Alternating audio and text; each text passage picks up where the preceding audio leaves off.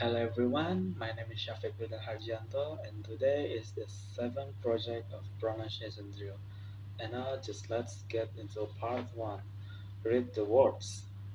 First, car, American, scarf, carpet, ticket, scooter, cuckoo, pocket, sky, cup of coffee, school, of course, because, like, look, milk, plastic, top work, ass, gold, gold, girl, glass, bag, sip, Sam, Saturday, Sunday, sailing, sensible, outside, seaside, zoo, z, zip, buzz, peas, prize.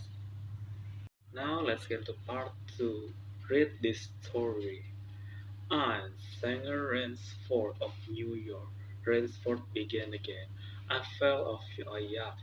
I'm hungry. The man's only answer was to rest with his thumb the hammer of his revolver. Then Ransford saw the man's free hand to go to his forehead in a military salute, and he saw him click his heels together and stand at attention. Another man was coming down the broad marble steps, an erect, slender man in evening clothes. He advanced to Ransford and held out his hand. In a cultivated voice, marked by a slight accent that gave it added precision and deliberateness, he said, "It is a very great pleasure and honor to welcome Mr. Sanger Ransford, the celebrated hunter, to my home." Automatically, Ransford shook the man's hand. "I've heard your book about hunting snow leopards in Tibet. You see," explained the man, "I am General Zarov." Ransford's first impression was that the man was singularly handsome. His second was that there was an original, almost bizarre quality about the General's face. He was a tall man past middle age, for his hair was a vivid white, but his thick eyebrows and pointed military mustache were as black as the night from which Ransford had come. His eyes, too, were black and very bright. He had high cheekbones, a sharp-cut nose, a spare, a dark face, the face of a man used to giving orders, the face of an aristocrat, turning to giant, turning to the giant uniform. The general made a sign. The giant put away his pistol, saluted, withdrew. "Ivan was an incredibly strong fellow," remarked the general, "but he has the misfortune to be deaf and dumb. A simple fellow, but I'm afraid, like all his race, a bit of savage." "Is he Russian?" "He is a Cossack," said the general, and his smile showed red lips and pointed teeth. "So am I." "Come," he said, "we shouldn't be chatting here. We can talk later. Now you want clothes, food, race, you shall have them. This most restful spot." Ivan reappeared, and the general spoke to him with lips that moved out but gave forth no sound. "Follow Ivan, if you please, Mr. Rainsford," said the general. "I was about to have my dinner when you came. I'll wait for you.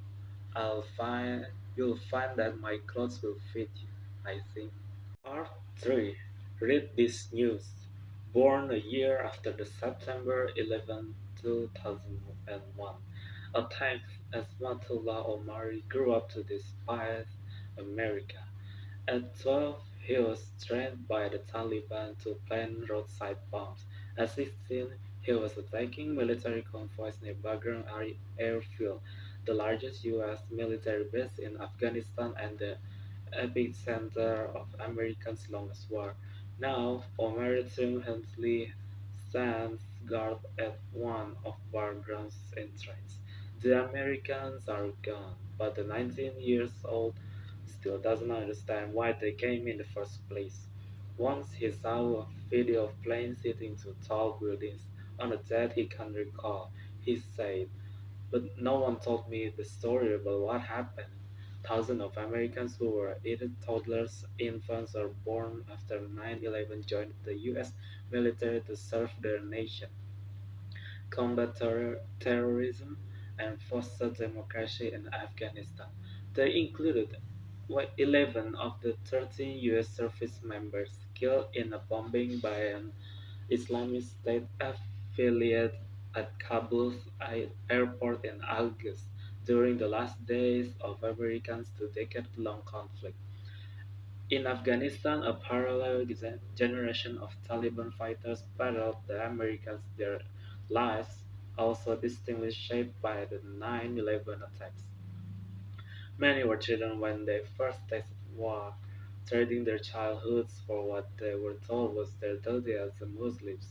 But they grew up in a world where the 9/11 attacks were either obscured or misrepresented in their life. It was an alternate universe where a lost generation of rural Afghan youth and few opportunities and never benefited from billions of dollars in Western aid money that elevated the lives of countless Afghans, filling the void were Islamic schools known as madrasas that shaped the minds of future young Taliban fighters. Their learning and their childhoods inevitably cut short by the lures of jihad or holy war. The Washington Post interviewed 14 young Taliban fighters from seven parts of the country, all born between 2000 and 2003, to see what motivated the generation to take up arms against U.S. forces. That when it had no memory of the 1990 Taliban movement, or its also in 2001 after the attacks of September 11. What does their future look like in the new Afghanistan? That's all. Thank you.